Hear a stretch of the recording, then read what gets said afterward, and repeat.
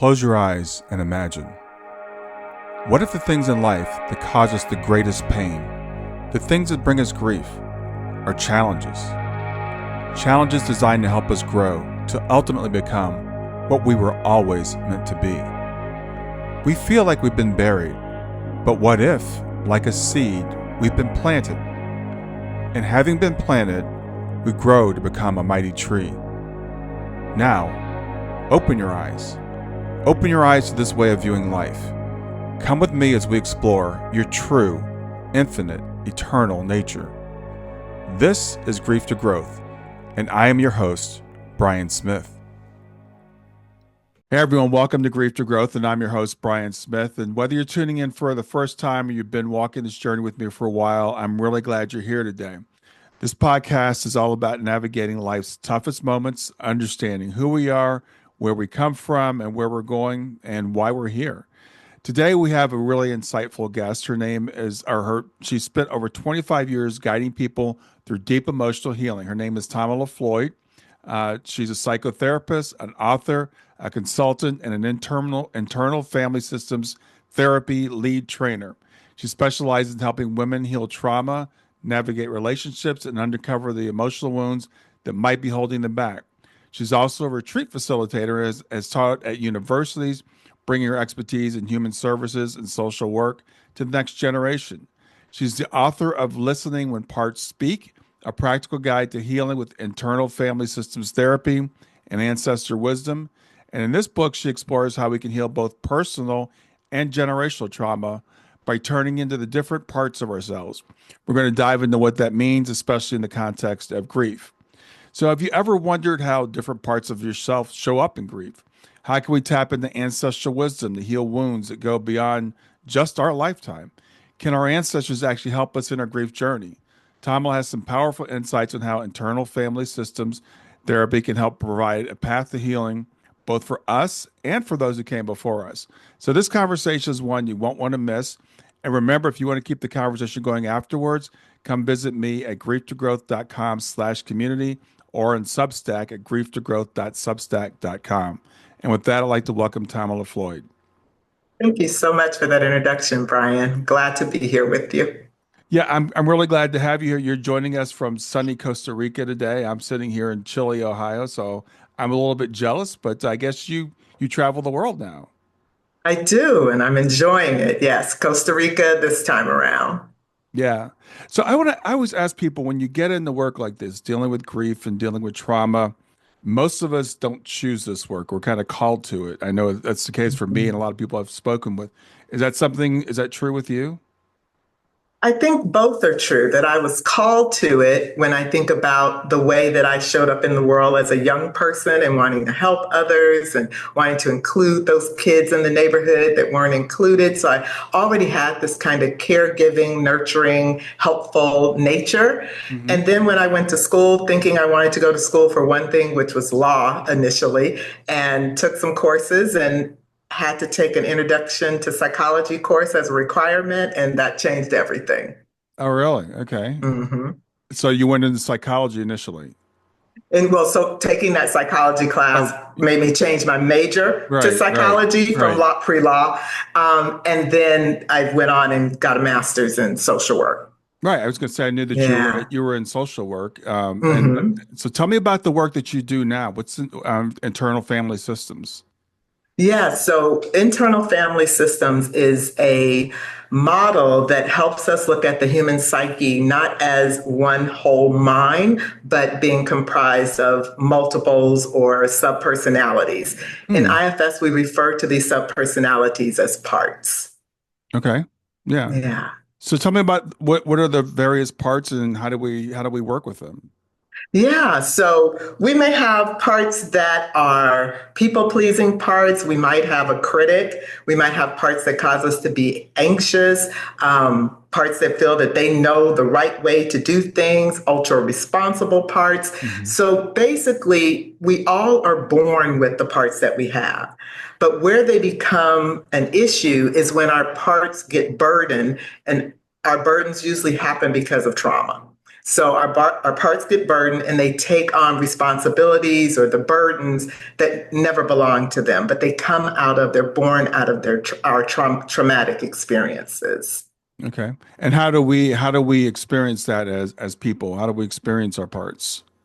Yeah. So, for instance, like I have a part that is absolutely a people pleaser, certainly comes out of my trauma of feeling like the way that I would receive love was to make other people happy. Like Hmm. if I didn't rock the boat, I went around, went along, did the things my parents wanted me to do.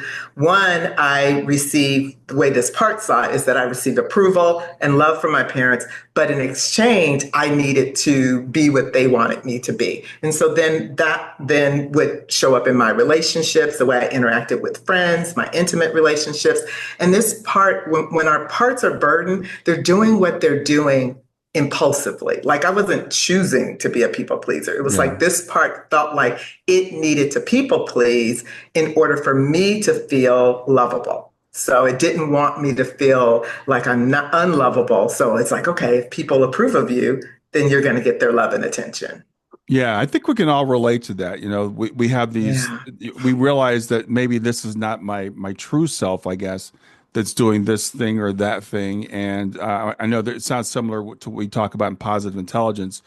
We call those parts the saboteurs. I think it's just different language for the same thing. Yeah. Absolutely. Yeah. Absolutely. So as we identify these parts and we start to relate to them, what can we do to start to heal? Right. So we have our parts. The other piece of our system is what in IFS we refer to as the self. Mm, So the self is who we are when we're not blended with our parts. It is the seat of our consciousness. It is who we are when all of our parts step back.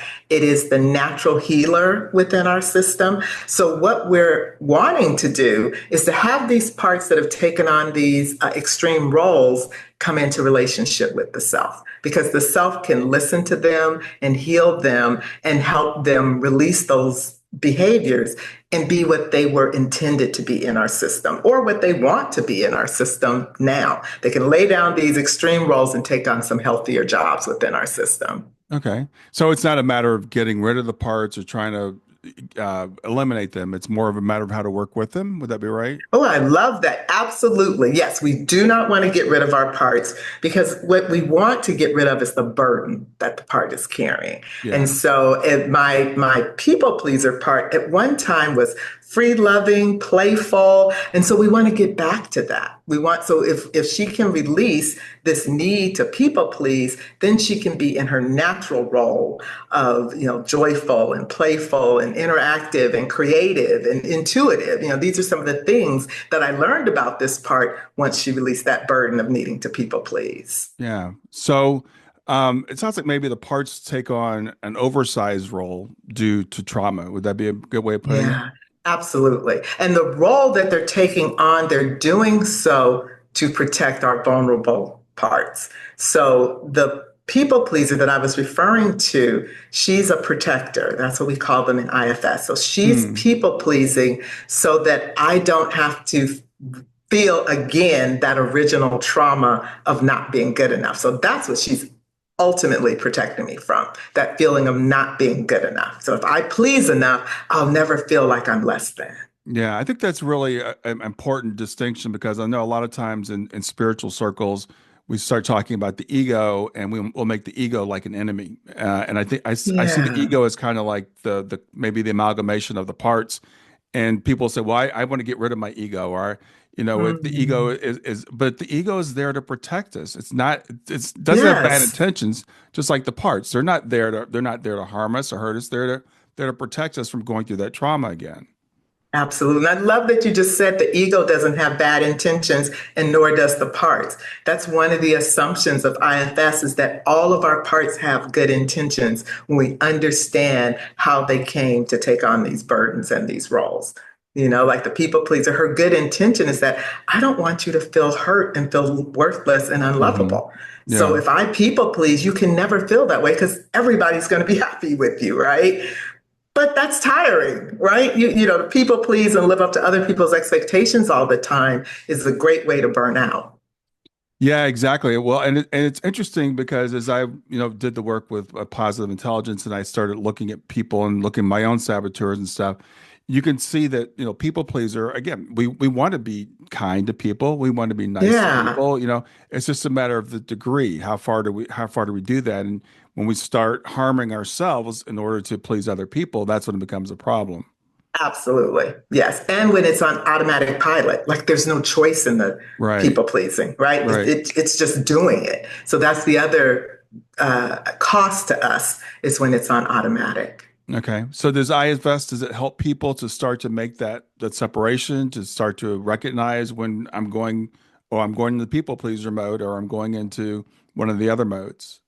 Yes, it does. And the way that it does that is what we say in IFS is we want to help our clients unblend from these parts that are burdened. Hmm. So if I am the people pleaser is in the seat of consciousness, I have no connection with there's anything other than me being a people pleaser. I might not even see myself as a people pleaser. It's just the way I relate to people in the world. Right. But once I realize that's a part, I can ask that part to unblend and come into relationship with that part from self. So as Hmm. long as I'm blended with a part, you can't be in relationship with one thing, right? But once I unblend from the part, then I have the people pleaser and self. And that's Yeah. the relationship that we're now going to come into.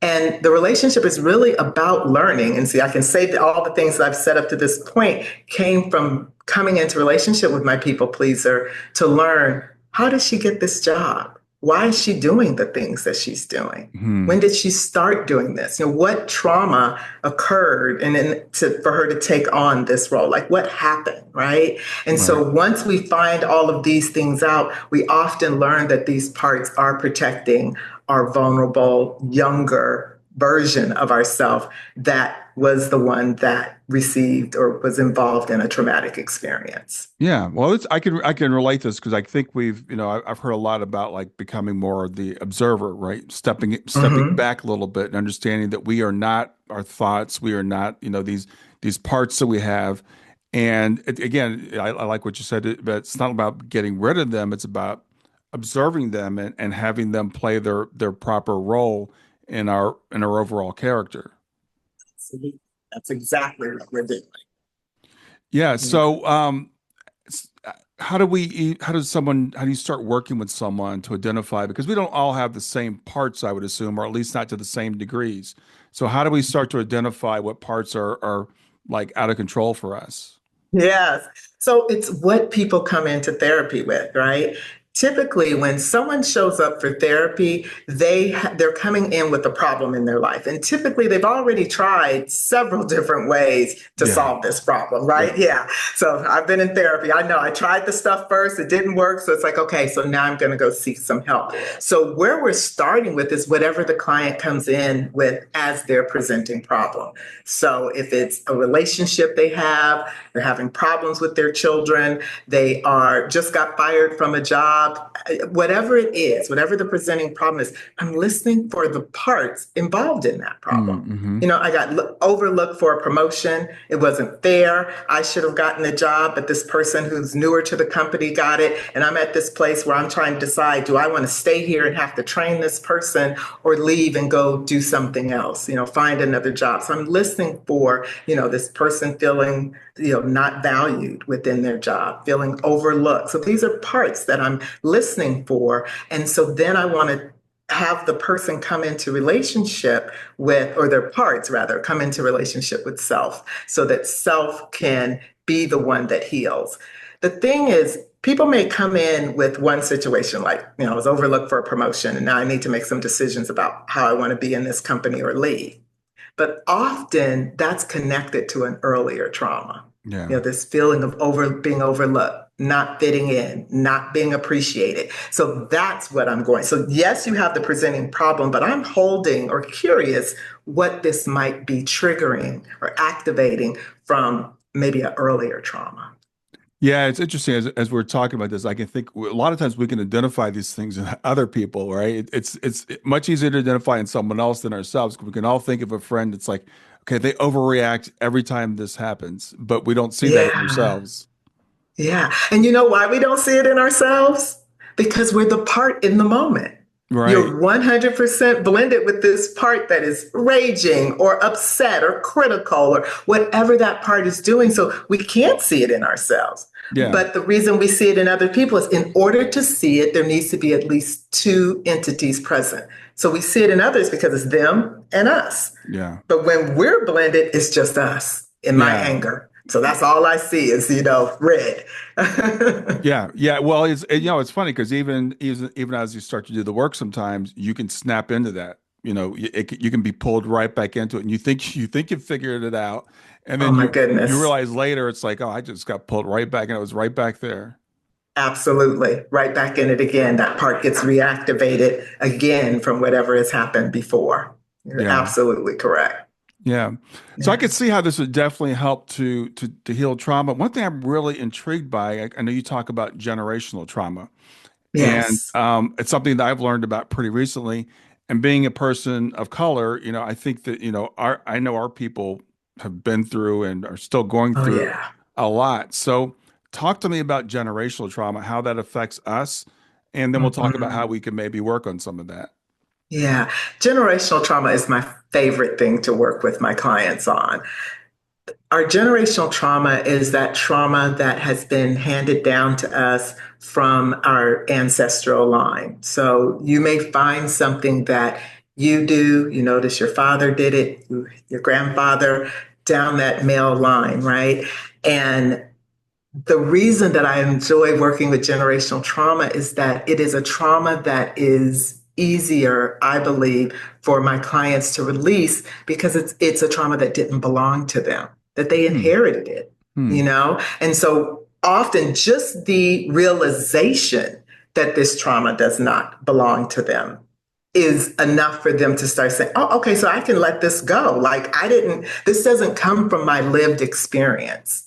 And those traumas, or we call those personal traumas, those can be more entrenched and harder and take more work in order to help a client release those. But that Hmm. generational trauma that's just been handed down, one of the ones that I see a lot is the ultra resilient or self reliant Black woman and all that that means and what she puts to the side in order to be everything to everybody. Hmm. And she'll say, well, my mother took care. My mother was a single mother. She took care of everything. And my grandmother, even though my grandfather was around, she still took care of everything in the house. And she put herself last and made all these sacrifices. And then we realized that this wasn't your choice. Yeah. This has Yeah. been inherited. So you don't have to be this way. We can release this. Yeah. Yeah, so those things are we may feel like they were modeled for us. This is what a black woman is, or this is what a black man is, Right. or this is whatever. And we just kind of go on and a lot. I see people doing that unquestioningly, right? Because this is who we Right. are. This is what we do. Yes. Yes. And not even, I mean, in addition to being modeled, we also have that genetic component, Yeah, that our genes literally transform based on traumas that we experience. And that traumatic gene change can be handed down to the next generation. So yeah, some and of it is we might not have even seen it, but yet still carry it. yeah, that's a great point because but science is just now catching up with that. I think we've known that intuitively for a long time, but I know science, Yes. they've done experiments and they've actually traumatized animals, and the next generation who didn't even experience the trauma or even see the trauma will carry Yes. that reaction, that trauma reaction. Absolutely. Yeah. So I know, like, I can think of my own family. I remember my grandmother talking about her mother, which would be my Mhm. great grandmother, and the way that she was. And she's like, and I remember her saying to my mother, "This is the way I am because this is the way my mother was." And my mother's saying to me, "This is the way I am because this is the way my mother was." Now, we didn't have this term for it back then, but we kind Yeah. of, again, I think we knew at some level that this was being passed from generation to generation.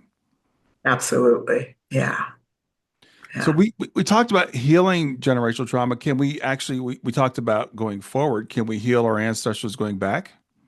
Both ways. Yes, we can. And this is another reason why I love the generational stuff. So When I'm working with someone who has generational trauma, one of the things that I do is we invite in a well ancestor from that line. So, say I'm working with a woman who has the strong Black woman narrative. And so, we're going to ask all of the female ancestors that hold that same burden Hmm. to come in. We welcome those women in. And then we're going to ask for a wise ancestor that is healed on that line, that's well, to come in to help with the work.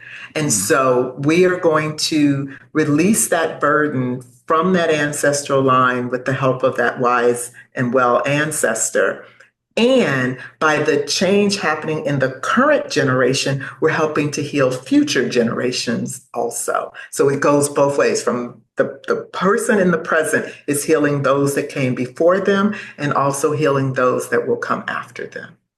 I think it's so important, and I completely agree with what you're saying. Why I can see why you get excited about it because again, Yeah, as an African American person raised in this country, I see the trauma that that our ancestors have gone through, and sometimes people will say, "Well, that wasn't you, so mhm. why are you still carrying that? Or that ended 50 years ago. Why is it Right. why is it still bothering you?" Well, first of all, it didn't end. It's It still happening didn't now. end.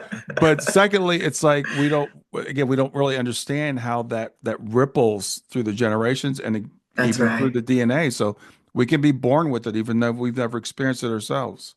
Yeah. And there are things that we're doing that we're disconnected from the original trauma. Like the example you gave about your great grandma, grandma, and mom, it's perfect. That we can be that original trauma may have come from several generations before great grandma, even.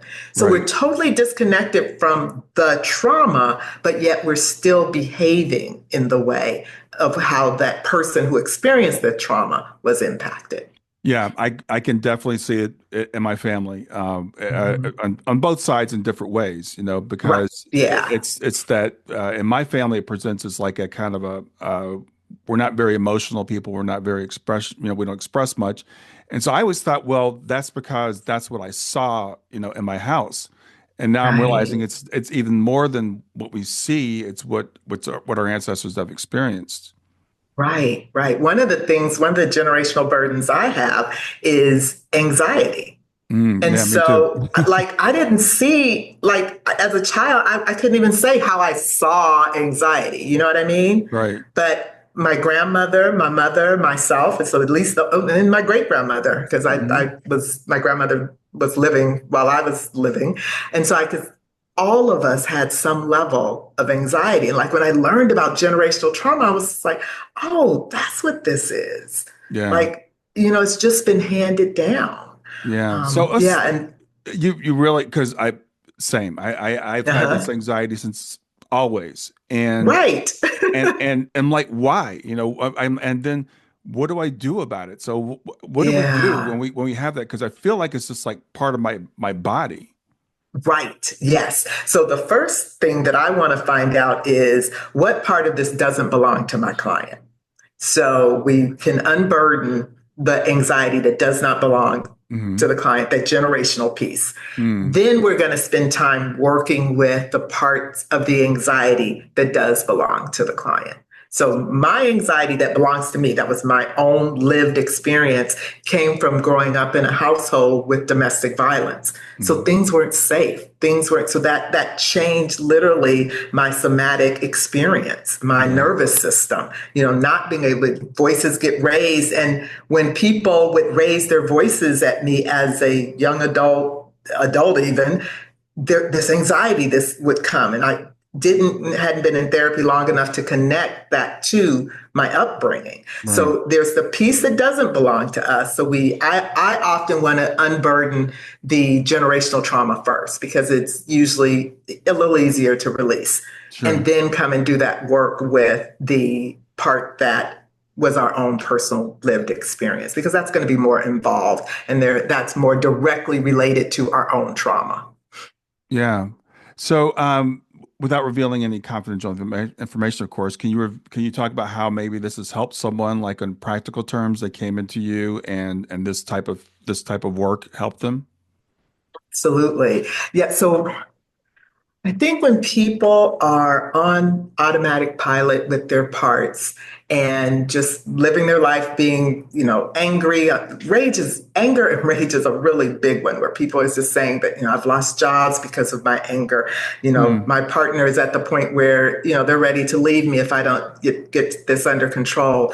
My children don't want to be around me when they see that coming on. So, this anger is impacting this person in all types of ways. Because of my area of expertise, most of what my clients are dealing with is related to childhood sexual abuse or domestic violence that either they experienced or, and like me, witnessing it in your home or growing up Hmm. in a household where it's taking place. So that's what I'm trying to get back to. Because often we think that the rage, the anxiety, the discomfort, the insecurity, whatever it is we're experiencing, we think it's related to what's happening today. And it's not. That's triggering it. But where it's actually coming from is something that happened in the past. Like you said about the friend who overreacts, right? We know Hmm. that that's not related to what's happening in the moment because it was too big. The response was bigger than the moment. Right. So that's where I'm typically going back to is those original injuries and abuses that happen in childhood. And usually, Yeah. and of course, in the case because of my work, it's usually related to childhood sexual abuse. Yeah. So once we identify that this is not, well, again, we have two different levels. So I can think of my case of why some of it's personal, some of it's generational. So Yeah. once I identify that, then what do we do? So we've taken care of the generational piece. So the first thing we're going to do is work with that anger. I'm going to use the anger as an example. Hmm. So that's a part that's protecting that young one that Mm. was abused. So in Yeah. this case, sexually abused. And so that young one may be holding shame, may be holding that they're unlovable, that often they're holding that they're dirty, they're unworthy. And so this one that's exploding in anger doesn't want that young one to be harmed again, nor do they want us. They don't want us to feel the shame, the not good enough, the unworthiness of this part either. So and the part itself can be hiding itself. And we call that an exile, that particular type of part that has exiled itself. Hmm. So we have to work with that rage and anger first, understand who it's protecting, which is that young one, and get permission from this protector to go and heal that young one. But the protector has to first come into relationship with the client's self. And so that's what I'm helping the client to do is to build a relationship, what we call a self-to-part relationship between their angry part and their self. I always say with IFS that I'm not giving you anything. I'm not healing anything. I'm helping you to access your natural healing ability because we all have it. And Yeah. so I'm holding that container to help that healing to happen. And once that protector trusts us, then it'll allow us access to the exile. And now the exile comes into relationship with self for that ultimate healing. Yeah, as you're saying this, I was in therapy, wow, 35 years ago, 30 years Mm-hmm. ago, and I remember the therapist was talking about, let's talk about your childhood. I'm like, why are we talking about my childhood? I'm here because Yeah. of what I'm going through now, and she helped me identify things that I didn't even think of as trauma. I just thought of like, this is the way it is. This is the way families are. And she's like, Yes. no, no, that's not the way families are. And it really opened my eyes up. And so I know as we're saying this to some people that haven't experienced themselves, they might be thinking, well, this inner child stuff, and Mhm. it seems like it may not be really relevant. But I can tell you from personal experience, it really helped me a lot, and it helped give me language to express it even to my family about like because I was called when I was a kid, they called me the sensitive one because I would get Mhm. upset about stuff that nobody else in my family got upset about. So I Yeah. felt like, I'm the oddball. I'm the weird one that experiences these things. So I will say that I think understanding these things and understanding that we all have these parts, and we Absolutely. all experience things differently. I think is another real interesting thing because you can grow up in the same family, and your siblings might experience one thing, and you experience something completely different. Yes. And that also has to do with our composition of parts, Yeah. so Yeah. that for them to experience it differently too. Something else that you just said that reminds me to say that IFS is a non-pathologizing therapy. Right. And what that means is I don't want to diagnose you with this thing or that thing. Because Yeah. what I really understand being 30 years in this field of psychotherapy is trauma is at the root of most of the diagnoses we give clients. Right. And we're understanding that more and more as a field. When I first came into this field, we didn't talk about trauma the way we talk about it now, 30 years ago. Yeah, it's funny as you say. I'm kind of smiling because my daughter is a mental health professional, Oh, and the okay. first thing you have to do is get a diagnosis, and it drives her crazy. Yes, Client comes in, but for insurance purposes, it's like, that's what's it. the diagnosis? We have to write something Yeah. down and give it a label. And I love what you said about non-pathologizing because again, when I was taking positive intelligence, which sounds it's very Mhm. similar. We were one of the things that the guy was talking about was or created it was like it doesn't mean something's wrong with you. It doesn't mean you have an illness or a malady or a disorder. We all have these parts. We have various Mhm. parts to varying degrees, and it's normal. We need to learn how to basically integrate them, as you said, kind of separate them, integrate them, whatever terminology we want to use.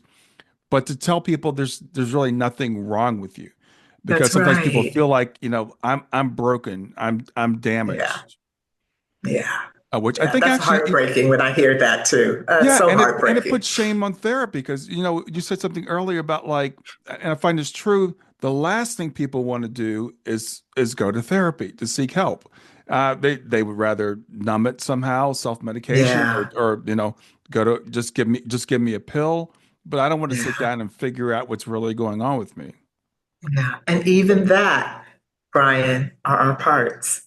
Those parts that take us into drug use, those parts that numb us, those parts that dissociate, those parts that binge on Netflix or whatever, sugar in my case, whatever Mm, it is, mm, those are still our parts trying to protect us. yeah, And that's why I always ask my clients when they come in, what strategies have you already tried to work on this problem, to solve this problem in your life? Because I'll yeah, know those strategies are their parts. I have a couple of glasses of wine every night. I've been cheating on my partner for the excitement. These are hmm the things the parts are doing, trying to fix, trying to feel better, trying to, or not feel, might be the case. So those strategies are really important to know because that's how the parts are trying to yeah. protect. It's funny as you were saying. I was thinking about. I just heard something the other day. It was a sermon, and the guy was talking about the verse in the Bible about how Paul says, "I don't understand what I do." The things that I want to do, I don't do. The things that I don't want to do, I do. And it comes right back around to what we've been talking about. Yeah, yeah. I just had the privilege to read a colleague's book that's coming out on grief, which is Healing Wholeheartedly, I believe is the name of the book that will come out sometime this summer. But that's one of the things that she was drawing is the connection between the Bible and Christianity and parts. Like Hmm. there, and that that scripture is actually one of the ones that she uses in the book, just hmm speaking about the connection. That, like, because people think that some people believe that when we're talking about parts and things like that, we've gotten into woo woo zone and new age stuff, and it's not. I mean, she takes it all the way back to the Bible and how and find support for that, and then also how to work with grief through connection with the Bible and Christianity too. Yeah, Yeah, well, again, it's funny. I was raised in the church. I read the Bible my whole life. My grandfather was a pastor. His parents were pastors. So, I've got that whole background. And then I kind of like yeah, moved away from that. But there's some really brilliant stuff in there. And I think that's one of those passages that we can all relate to. We all can relate to. I know I shouldn't be doing this, that's but I'm doing it exactly anyway. It could be sugar, it could be drugs, it could be having an affair, whatever it is. We don't right. want to do it. We feel like the Yeah, self is like, this is not good for you. Don't do this. This is not good for you. Right. This isn't going to go well. Yeah. But we find ourselves doing it anyway because there's some benefit in that. The rush or the soothing, depending, that I get from sugar is serving a purpose at the time that I take it. Now, after, I'm like, why did you eat all that? You feel Hmm. awful. You ate those Oreos, that you feel awful now after doing that. But in the moment, they're keeping me from feeling anxious or keeping me from whatever it is that they're helping to mask or take care of. In the moment, it feels good. But then we'll Yeah. have other parts, and that's another part too. That one that comes in and criticizes. Yeah, now you feel awful. You Yeah. shouldn't have Yeah. eaten that. Yeah. Why'd you do that? You know better. Yeah. Yeah, that's really interesting too, because you're exactly right. It's like, and we call that the judge, right? Or that says, okay, now you really screwed up. You're a terrible person. You like you said, you know Right. better than that. Yes, that terrible person one. I can really identify with that one. Yeah, that's what the judge is telling us. Yeah, Yeah. Yeah. absolutely. So how could IFS help people that are going through grief? Mhm. Yeah. Yeah. So the grieving parts, the interesting thing, I was, knowing that I was coming onto your podcast. Now, when I was invited, I was not going through grief. But between being invited and coming, I lost my grandmother. Yeah, I heard about that. I'm So sorry. thank you. Thank you Yeah. so much, Brian. I appreciate that. So that was just in December. So what I was noticing is the differences in the various significant grieving periods I've had in my life. So Hmm. my very first significant grief was losing a pregnancy at 5 months along, my first child. So that was one, and that grief was just I don't even. There's times I don't even know how I survived that grief. Really, the next one was losing my youngest brother, and that one was really hard too because my brother was murdered. Hmm. And all the decisions about whether to go to court or not, and because the person was caught, and just all of that. And now this most recent one with my grandmother, and each one was different and different parts showed up. So when we think about grieving parts, there's not just one type of part that comes up in grief because it really depends on the significance, the relationship, where we are in our own healing journey. But what I will say is, we have parts that don't want to believe that we've lost. We have parts that feel like we can't go on because of this loss. I noticed that this time around with my grandmother, I had parts that were like, we don't have time for this. You don't have Hmm. time to grieve. You're doing too much. You don't have time for a breakdown. So we're just going to push, push, push. But Hmm.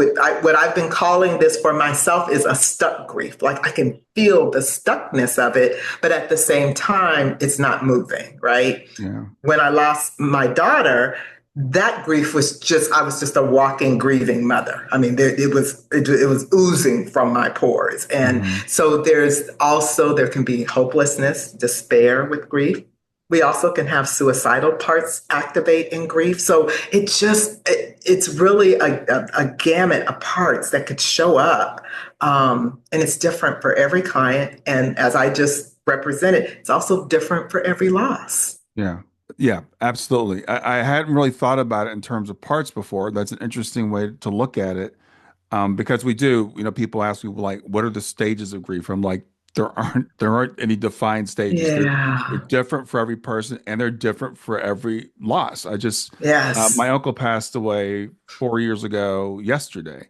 Mm, And I was my cousin sent me like the memorial video today, and I was looking it yeah. over again. And my uncle was really close to me, and I Mhm. realized, and I was watching it, and I'm like, it's been 4 years, but that grief is very different than when I lost my daughter, 10 years ago. So Exactly. different parts you reactivate. The I can't go on part. Now, when my uncle Mm, passed, that didn't happen. That part wasn't activated at right. all. He was 77 years old, and but when my daughter passed, the I can't go on part was activated Yeah. big time. But I can see how it'd be Absolutely. beneficial to see that as a part, not as me, right? Yeah. I can see how this Yeah. could really help when you're in grief and you're having these different emotions, and they can be different every day. They can they can Every day. they can Yes, change. Yeah, sir. yeah. Yeah. And I didn't have the benefit of IFS when I lost my daughter. I did with my brother, and of course now with my grandmother, and even that changed things because I really did feel that this was just me. Like just I just can't go Right. on. Like Right. all of it was me. Whereas when it came to my brother, I was able to have some interventions for myself because what I noticed with that loss is I had a visceral response and breakdown every 15th of the month, which was the date of his murder. Yeah. Yeah. Every 15th of the month for a solid year, for that first year of grieving. And so I said to myself, and probably about after it happened 3 months in a row, maybe even four, I realized there's a part of me that needed to grieve on the 15th of the month. So I Mm. decided I closed my practice on the 15th of the month. I will not see clients because that was a hard day. If it was a work day, if it fell on a weekday, it was hard for me to see clients on that day and hold my own grief at the same time. So because I had now this model of IFS at that time, I was able to say, you need to just grieve on the 15th. And the Mm. 16th, I was better. The 14th, I was okay. But the 15th, I was out. Yeah, wow. That's it's funny and not funny, but it's so wild you said that because my daughter passed on a Wednesday, and Mhm. for my wife, it was Wednesday, and I'm like, we're gonna have a Wednesday every 7 days. That's right.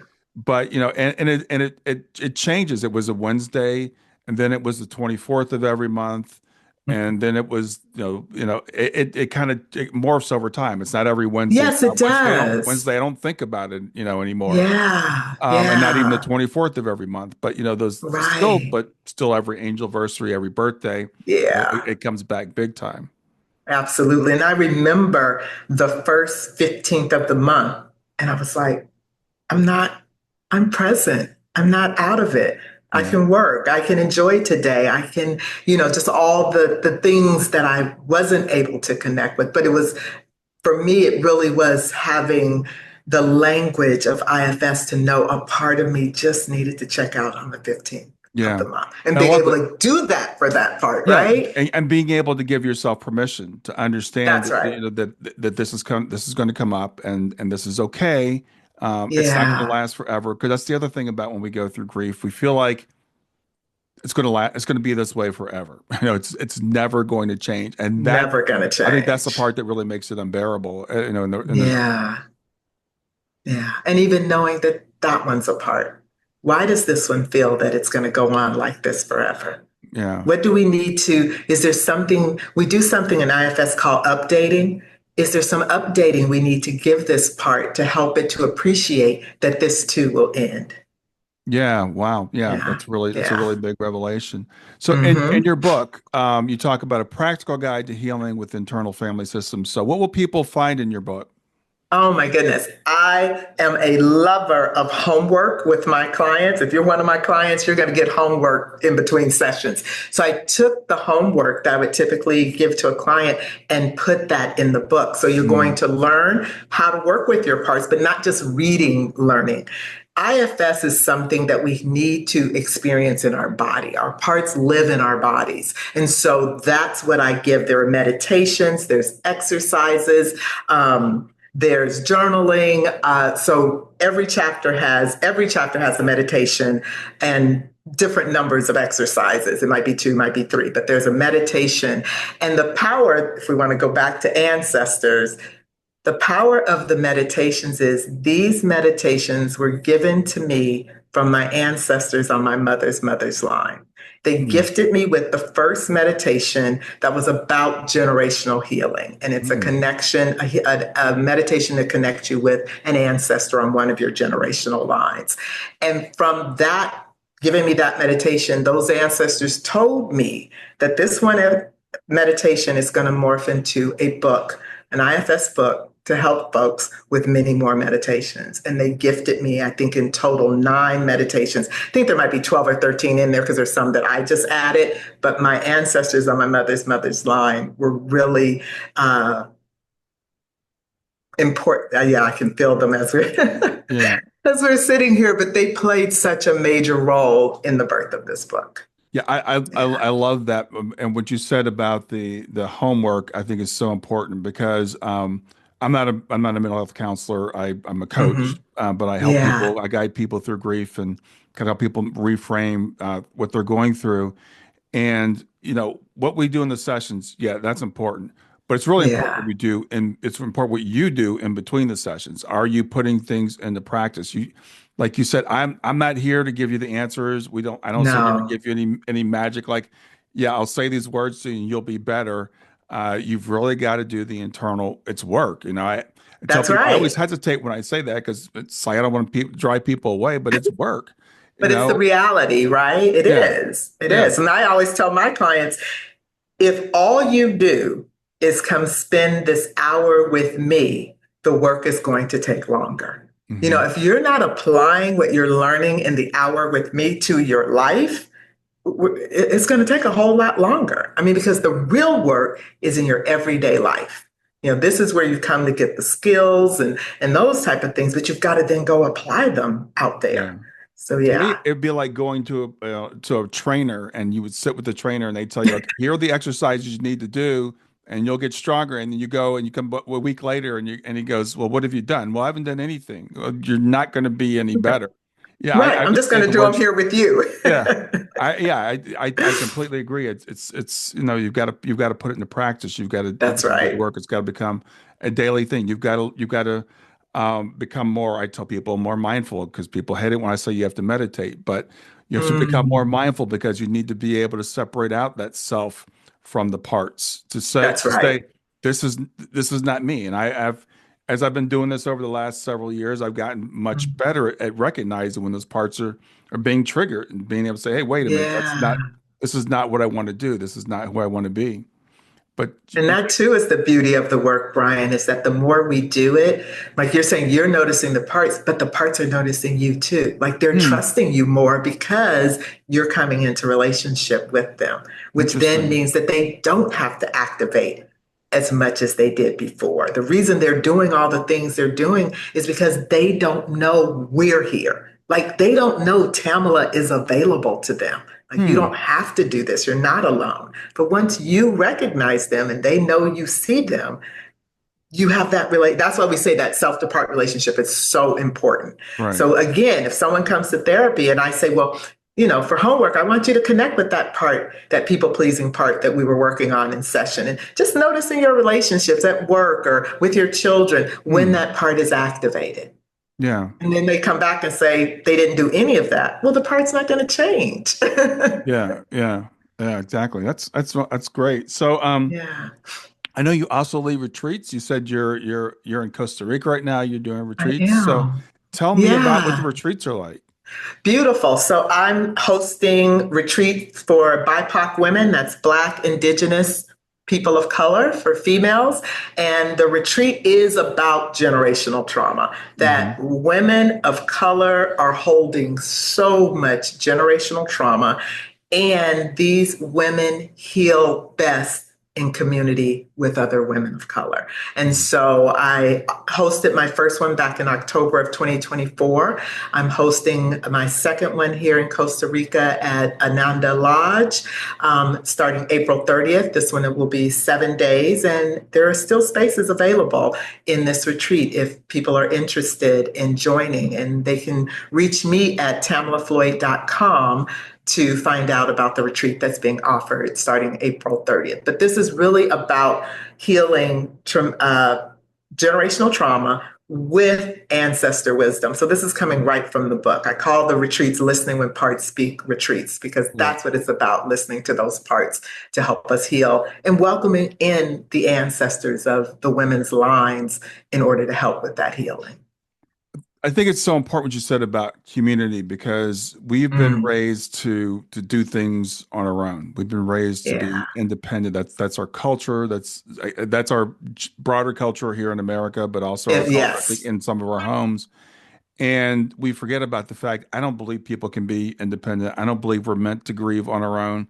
I don't believe we're meant to even heal these things on our own. So, it's really cool as I've traveled this path and realized I've got the help of my ancestors. I've got the Yeah. help of, I can join the people in community. And community doesn't necessarily have to be family because sometimes our family is not there for us. Yeah, And frankly, sometimes when we go through trauma, the people we thought were going to be there for us aren't. So the community, I think it needs to be intentional. it So does. having a place where we can come together with people who are like-minded, who have the same language, same framework, I think is really, really important. And I think that so I can see the beauty of like bringing people together to heal together. That's I think how humans are designed. We are, yeah. And the point you make about family, the number of women who've come on retreat who didn't have the support of family and then found connection. That's another thing that I really love about these retreats is the way that folks connect and pair up and continue to stay connected after the retreat. Yeah. Well, Yeah. an example when my wife and I went to the first Helping Parents Heal retreat because our daughter Hmm. passed away, and this was, I guess it's been about 8 years ago now since that first retreat. And there were Yeah. 8 women that met up at that retreat, and they still communicate pretty much on a daily Hmm. basis since then. They've become basically like family. And these are people that, again, same language, same Yeah. beliefs about similar lived experiences, having lost children, and you Hmm. come together. And so when you go to these retreats, it's what you do on the week or the weekend, but it's Yeah. also maybe connections you can make that carry on. Absolutely, they are. And that's one of the things that I'm hoping to create is these communities outside of the community, right? We all came together, but now we have these new connections that can support us because we engaged in this shared healing experience. Yeah. Well, Tamala, we're coming to the end of our time. Is there Yes. anything that I should have asked you that I didn't, or anything you'd like to say? I can't think of anything that you didn't ask. I feel like we had a really wonderful conversation that just flowed. And I feel like I learned things about you and I was able to share things with your listeners. So this just has felt like a really good experience for me. Yeah, Yeah. well, yeah, definitely same for me as well. Yeah. So remind people again, you mentioned your website. Remind people what your website Right. is and the name of your book. So, a couple of things that I want to let people know. So, Sure. my website is tamalafloyd.com. You can get me at IG at Tamala Floyd underscore author. The book that's out right now is Listening When Parts Speak. This is a practical guide to healing with IFS and ancestor wisdom. So you can work on some of your own traumas and things that you're working towards healing through working through this book. And then I have a new book that's coming out May 2025. I'm very excited about this book. It's an audio book and it's called Healing the Wounded Mother. And it's for women who became mothers before they had done their own trauma healing and how we can now heal Wow. Yeah. and the impact that our trauma has on our children. Oh, wow. That sounds like very much needed. So yeah, Oh, you'll yeah. have to come back when Yeah. that comes out. I would love to come back when that comes out and speak to you again, Brian. Yeah. Well, great. Well, thanks for doing this. Enjoy the rest of your, I don't know what time it is where you are in Costa Rica, but enjoy the rest of your day. Hopefully I it's nice. will. All right. Have a All good one. right. Thank you so much. You too. Bye. Bye bye.